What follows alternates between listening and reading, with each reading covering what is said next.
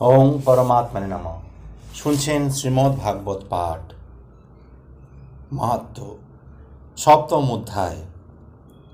শ্রী শ্রী বললেন, প্রিয় পার্বতী, এবার তোমাকে শ্রীমদ্ ভাগবত গীতার সপ্তম অধ্যায়ের মাহাত্ম্যের কথা বলবো। এটি শ্রবণে কর্ণকুহর স্বর্গীয় সুধায় পরিপূর্ণ হবে। একটি বড় শহরের নাম পাটলিপুত্র। শহরটির অনেক বড় বড় তরুণদ্বার রয়েছে। এই শহরে স্বর্ণ শঙ্কুকর্ণ নামে এক ব্রাহ্মণ বাস করত। সে ছিল একজন ব্যবসায়ী। ব্যবসা করে প্রচুর অর্থ সঞ্চয় করেছিল। তার পূর্বপুরুষদের জন্য কখনো সে কোনো ধর্মীয় ক্রিয়াকলাপ, শাস্ত্রীয় আচার অনুষ্ঠান করেনি। সে এত ধনী হয়েছিল যে রাজা মহারাজা পর্যন্ত তার গৃহে ভোজন করতেন। শঙ্কুকর্ণ একজন অন্যতম সেরা কৃপণ লোক। সে তার সঞ্চিত অর্থ মাটির নিচে পুঁতে রেখেছিল। একদা চতুর্থবার বিবাহ কার্য সম্পাদনের জন্য সে তার পুত্র কন্যা ও আত্মীয় পরিজন সহ যাত্রা করল। রাত্রিতে বিশ্রামের জন্য এক জায়গায় সকলে মিলে অবস্থান করল। সকলে ঘুমিয়ে পড়লে একটি সাপ এসে তাকে দংশন করে। তার পুত্র ও পরিজনেরা মিলে ডাক্তার ওঝা ডেকে আনে, কিন্তু কেউ শঙ্কুকর্ণকে বাঁচাতে পারল না। শীঘ্রই মৃত্যুর কোলে ঢলে পড়ল। মৃত্যুর পর সে একটি প্রেত সর্প হয়ে জন্মালো। তার একমাত্র ধ্যান জ্ঞান ছিল তার সঞ্চিত অর্থ, যা নাকি সে তার গৃহের খুব কাছেই পুঁতে রেখেছিল। তার সেই গুপ্তধনের বিন্দু বিসর্গ সে কাউকেই প্রকাশ করেনি। প্রেত সর্প হয়ে সে তার ধন পাহারা দিত, যাতে অন্য কেউ অপহরণ না করতে পারে। প্রেত সর্পের ফাঁদে আবদ্ধ থেকে কিছুদিন পর সে ক্লান্ত হয়ে পড়ে। একদিন রাত্রিতে স্বপ্নে তার ছেলে মেয়েদের দেখা দিয়ে তাকে সাহায্য করার অনুরোধ করে। পরদিন সকালে তার অলস ছেলেরা ঘুম থেকে উঠে পরস্পর সেই স্বপ্ন বৃত্তান্ত বলা বলি করে। এক ছেলে একটা বড় কোদাল নিয়ে তার পিতৃ নির্দিষ্ট স্থানে এলো।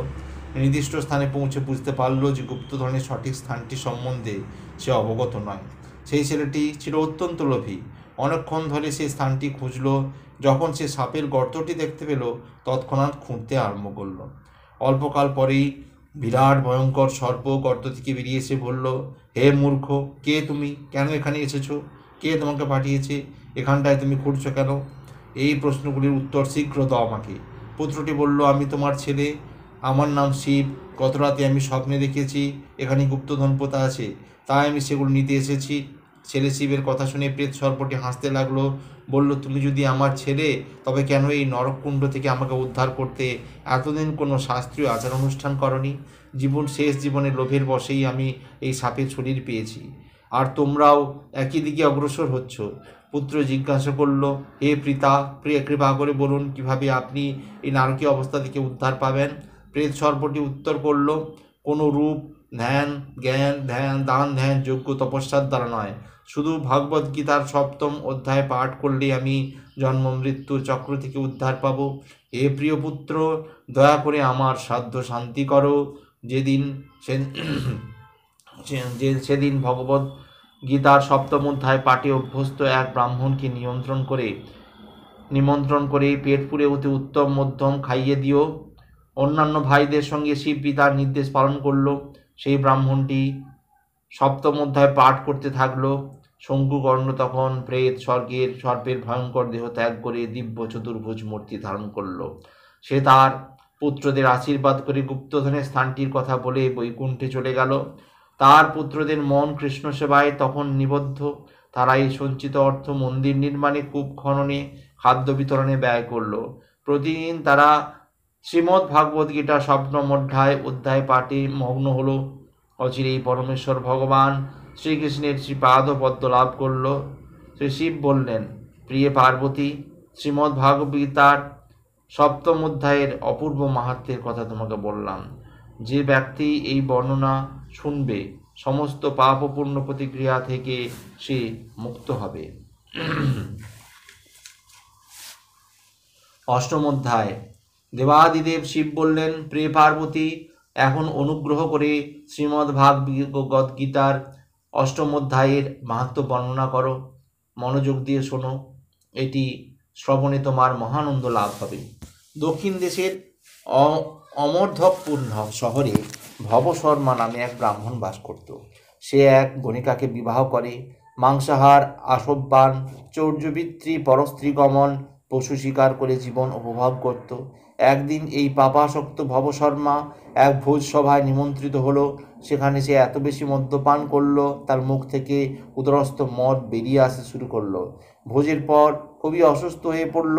তীব্র আমাশয় রোগে অনেক দিন ভুগে ভুগে মারা গেল। মৃত্যুর পর সে একটি খেজুর গাছ হয়ে জন্মালো। একদিন দুজন ব্রহ্ম রাক্ষস এসে খেজুর গাছের নিচে আশ্রয় নিল। তাদের পূর্ব জীবন ছিল এরকম। কুশীবল নামে এক ব্রাহ্মণ ছিল। সে ছিল বেদজ্ঞ ও জ্ঞানীর সকল শাখায় তার জ্ঞাত ছিল। তার স্ত্রীর নাম ছিল কুমতি।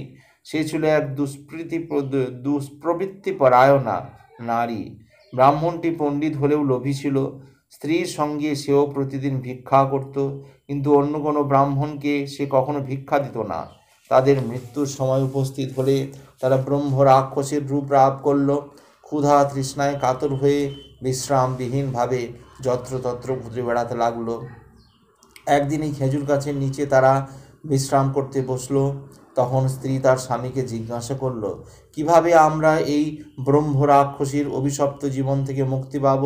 স্বামী বলল, ব্রহ্ম জ্ঞানের দ্বারা, আত্মজ্ঞানের দ্বারা, ফলপ্রসূ কার্যাবলী জ্ঞানের দ্বারা।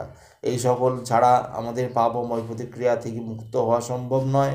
একথা শুনেই স্ত্রী জিজ্ঞাসা করল, কিং তদ ব্রহ্ম কিং তদ মাত্যং কিং কর্ম পুরুষোত্তমম।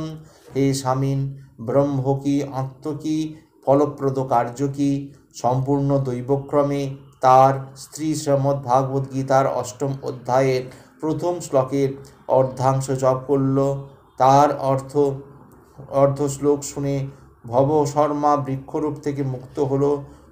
পুনরায় সর্বপাপ মুক্ত হয়ে ব্রাহ্মণের রূপ পরিগ্রহ করল। সহসা আকাশ থেকে পুষ্পরস রথ এসে হাজির হলো। সেই রথে চড়ে স্বামী স্ত্রী বৈকুণ্ঠে নিজ গৃহে লীলা পুরুষোত্তম ভগবানের কাছে ফিরে গেল। পরে ব্রাহ্মণ ভবশর্মা অতি শ্রদ্ধার সঙ্গে এই শ্লোকটি কিং তদ ব্রহ্ম কিমাধ্যাত্মাং কিং কর্ম পুরুষোত্তম লিপিবদ্ধ করল। ভগবান শ্রীকৃষ্ণ পূজা করার মানসে সে কাশীপুরী গিয়ে অবিরাম সেই অর্ধ শ্লোক যোগ করে কঠোর তপস্যা শুরু করল। এরই মধ্যে বৈকুণ্ঠে লক্ষ্মীদেবী ভগবান বিষ্ণুকে সহসা নিদ্রার্থিত দেখে করজোড়ে জানতে চাইলেন, আপনি এত শীঘ্র কেন নিদ্রা থেকে জাগরিত হলেন? ভগবান বিষ্ণু বললেন, প্রিয় লক্ষ্মী, এই কাশীপুরীতে গঙ্গা তীরে আমার এক ভক্ত শ্রীমদ্ ভাগবত গীতার 8ম অধ্যায়ের প্রথম শ্লোকের অর্ধাংশ অবিরাম জপরত অবস্থায় কঠোর তপস্যায় মগ্ন আছে। তার এই ভক্তির পুরস্কার কি হতে পারে সেটাই চিন্তা করছি। পার্বতী দেবাদিদেব মহাদেবকে জিজ্ঞাসা করলেন, ভগবান বিষ্ণু কখন তার ভক্তের প্রতি তুষ্ট হলেন এবং ভক্তকে কি আশীর্বাদ করলেন? সে শিব বললেন, ভবশর্মা ভগবান বিষ্ণুর শ্রী পাদপদ্মের সেবায় রত হতে বৈকুণ্ঠে গেল। শুধু তাই নয়, তার সব পূর্বপুরুষেরাই ভগবান বিষ্ণুর শ্রী সাবচরণ পাদপদ্ম লাভ করল। প্রিয় পার্বতী, আমি তোমাকে শ্রীমদ্ ভাগবত গীতার 8ম অধ্যায়ের মাহাত্ম্যের সামান্যই বর্ণনা করলাম। 9ম অধ্যায় শ্রী শিব বললেন, প্রিয় পার্বতী, এবার তোমাকে শ্রীমদ্ ভাগবত গীতার 9ম অধ্যায়ের বর্ণনা করব, মাহাত্ম্য বর্ণনা করব। নর্মদা নদী তীরে মাহিষ্মতি নগরে মাধব নামে এক ব্রাহ্মণ বাস করতেন। বেদের সকল অনুশাসন খুব কঠোরভাবে অনুসরণ করতেন এবং ব্রাহ্মণের সকল সদ্গুণের অধিকারী ছিলেন। তার বিশাল পাণ্ডিত্যের জন্য প্রচুর দান পেতেন তিনি। তার সেই সঞ্চিত অর্থের দ্বারা এক মহাযজ্ঞ শুরু করেছিলেন। যজ্ঞের আহুতি দানের জন্য ছাগ শিশু কিনলেন একটি। আহুতি দানের প্রস্তুতি কল্পে ছাগটিকে যখন স্নান করা হচ্ছিল, তখন সকলকে অবাক করে ছাগটি হাসতে শুরু করে। উচ্চকণ্ঠে ছাগটি বলে, ওহে ব্রাহ্মণ, হে যাগযজ্ঞ আমাদের জন্ম মৃত্যুর চক্রে আবদ্ধ রাখে, সেই যজ্ঞ সম্পাদন করে কি লাভ? কত যাগযজ্ঞ করেছি, তবু আমার অবস্থাটা দেখো। উপনীত জনতার প্রত্যেকেই ছাগ শিশুর কণ্ঠে এরূপ কথা শুনে কৌতূহলী হলো। করজোড়ে ব্রাহ্মণটি জিজ্ঞাসা করল, কি করে তুমি ছাগ হয়ে জন্মালে? পূর্বজন্মে তুমি কোন জাতির অন্তর্ভুক্ত ছিলে? কি ধরনের কাজ তুমি করতে? ছাগটি উত্তর করল, ব্রাহ্মণ, পূর্বজন্মে আমি শুদ্ধ ব্রাহ্মণ পরিবারে জন্মগ্রহণ করেছিলাম। বেদে নির্দেশিত সমস্ত ধর্মীয় আচার আচরণ প্রতি সতর্কতার সঙ্গে উদযাপন করতাম। একদিন আমার স্ত্রী সন্তানের রোগারোগ্যের জন্য দুর্গা পূজার বাসনা করলাম। তিনি একটি ছাগ শিশু এনে দিতে অনুরোধ করলেন। এই মতে আমরা দুর্গা মায়ের মন্দিরে ছাগ বলি দিলাম। তখন ছাগটি আমাকে অভিশাপ ধরল, এ পাপিষ্ট নিকৃষ্টতম নর, তুই আমার সন্তানদের পিতৃহীন করতে চাচ্ছিস, এই জন্য তুইও পরজন্মে ছাগ হয়ে জন্মাবি। হে ব্রাহ্মণ, হে মাধব, সেই কারণে আমার মৃত্যু সময় আসন্ন হলে ছাগ দেহ প্রাপ্ত হলাম। কিন্তু ভগবান গোবিন্দের কৃপায় আমার পূর্বজন্মের কথাগুলো স্মরণ করতে পারি। আপনি যদি অন্য একটি মজার গল্প শুনতে চান বলতে পারি। একদা কুরুক্ষেত্র নামক স্থানে চন্দ্র শর্মা নামে সূর্যবংশীয় রাজা ছিলেন। একবার সূর্যগ্রহণের সময় রাজা এক ব্রাহ্মণকে কিছু দান করতে মনস্থ হলেন। সেই দান ক্ষেত্রে একজন শূদ্র ছিল, তার গাত্রবর্ণ ছিল কালো। রাজা তার পুরোহিতের সঙ্গে পবিত্র সরোবরে স্নান করে ধৌত বসন করলেন, শরীরে চন্দন লেপন করে স্বস্থান স্থানে ফিরে এলেন। ভক্তি সহকারে একজন গুণান্বিত ব্রাহ্মণকে কিছু দান করলেন। হঠাৎ সেই শূদ্রবর্ণের দেহ থেকে এক পাপী চণ্ডাল উদ্ভূত হলো এবং তার কুকুরভোজী পাপী চণ্ডাল উদ্ভূত হলো। তার অল্প পরেই সেই কৃষ্ণবর্ণ চণ্ডালের দেহ থেকে এক চণ্ডালীয় উদ্ভূত হলো। তারপর সেই চণ্ডাল দুটি ব্রাহ্মণের দিকে এগিয়ে তার দেহে প্রবেশ করল। ব্রাহ্মণটি অবচলিতভাবে শান্ত থেকে ভগবান গোবিন্দকে স্মরণ করে শ্রীমদ্ ভাগবত গীতার 9ম অধ্যায় কীর্তন করতে লাগলেন। এই সকল কার্যকলাপ দেখে রাজা হতবুদ্ধি হয়ে গেলেন, তার বাকস্ফূর্তি হলো না। শ্রীমদ্ ভাগবত গীতার 9ম অধ্যায়ের শব্দগুলি ব্রাহ্মণের ওষ্ঠাগত হওয়া মাত্রেই তথায় বিষ্ণুদূত উপস্থিত হয়ে দুই চণ্ডালকে বিতাড়িত করলেন। রাজা ব্রাহ্মণের কাছ থেকে জানতে চাইলেন, পণ্ডিত প্রবর, এই দুই ব্যক্তি কারা? আপনি কোন মন্ত্র জপ করেছিলেন? কোন বিগ্রহকেই বা স্মরণ করেছিলেন?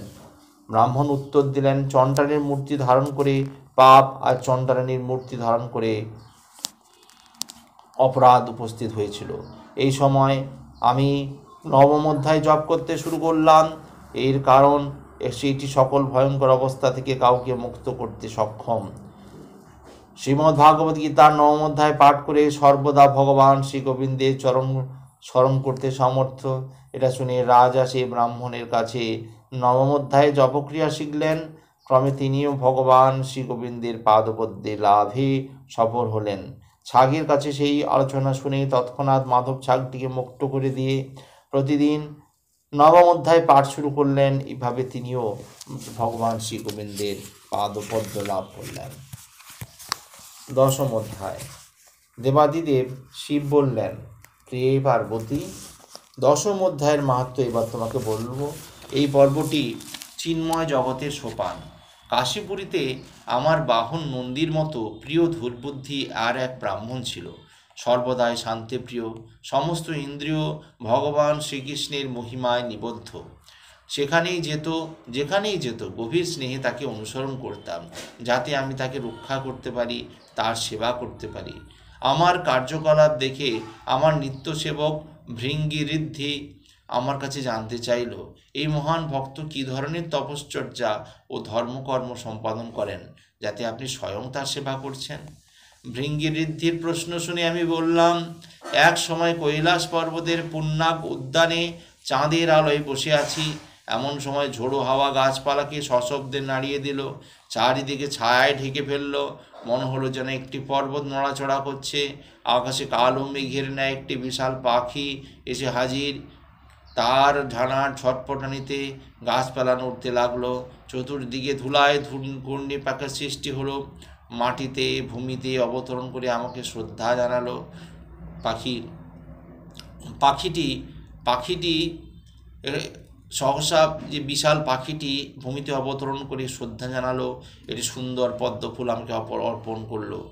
আমাকে বলল, হে সর্বাশ্রয় ওই যে মহাদেব, আপনার জয় হোক। আপনার মহিমা অনন্ত। ইন্দ্রিয় সংযমী সকল ভক্তদের আপনি রক্ষাকর্তা। পরমেশ্বর ভগবান কৃষ্ণের ভক্তদের মধ্যে আপনি সর্বশ্রেষ্ঠ। বৃহস্পতির ন্যায় মহাত্মারা সর্বদা আপনার মহিমা কীর্তন করেন। এমন কি সহস্র শীর্ষ অনন্ত শেষও আপনার মহিমা বর্ণনা করতে সক্ষম নয়। আমার ন্যায় স্বল্প বুদ্ধির একটা পাখি তো কোন ছাড়। পাখিটি স্তুতি শোনার পর আমি জানতে চাইলাম, কে তুমি, কোথা থেকে এসেছো? দেখতে তুমি রাজহাঁসের মতো, কিন্তু তোমার গাত্রবর্ণ কাকের মতো।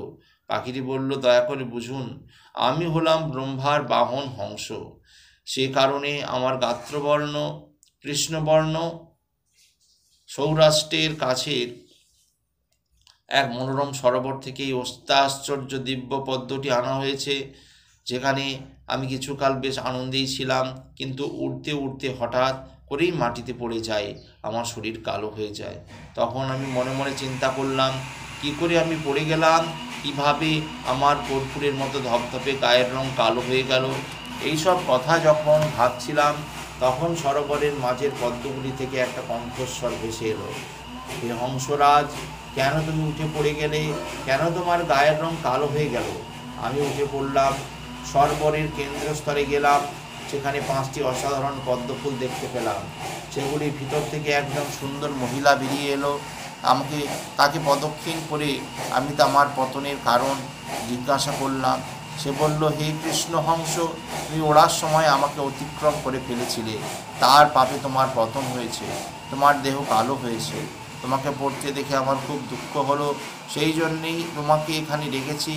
আমি মুখ খোলার সুগন্ধ নির্গত হয়ে 7,000 কালো মৌমাছিকে পবিত্র করে দিল এবং তৎক্ষণাৎ স্বর্গরাজ্যে তারা প্রবেশ করল। হে প্রিয় রক্ষীরাজ, সে কারণে আমি শক্তির অধিকারী, তা তোমাকে বলবো, যে কারণে আমি শক্তির অধিকারী। এই জন্মের 3 জন্ম আগে আমার এক ব্রাহ্মণ পরিবারে জন্ম হয়েছিল।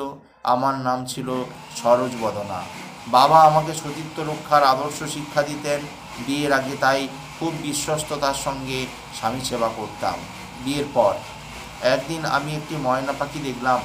সেটার দেখাশোনা করতে গিয়ে আমার স্বামী সেবার ব্যাঘাত ঘটত। তাই রেগে গিয়ে স্বামী আমাকে পরজন্মে ময়না হতে অভিশাপ দিলেন।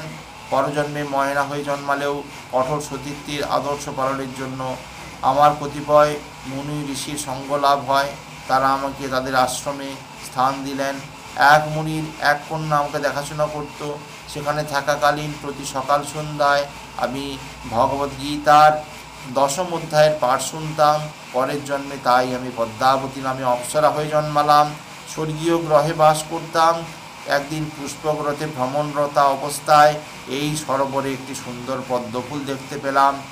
এখানে এসে আমি জলকেলি শুরু করলাম। এই সময় দুর্বাসা মুনি আমাকে সম্পূর্ণ নগ্ন অবস্থায় দেখলেন। তার ভয়ে সঙ্গে সঙ্গে 5টি পদ্মফুলের রূপ ধারণ করলাম। আমার 2 হাত 2টি পদ্ম, 2 পা 2টি পদ্ম, অবশিষ্ট শরীর থেকে 5ম পদ্মের সৃষ্টি হলো। দুর্বাসা মুনির চোখ থেকে আগুন ঝরতে লাগলো।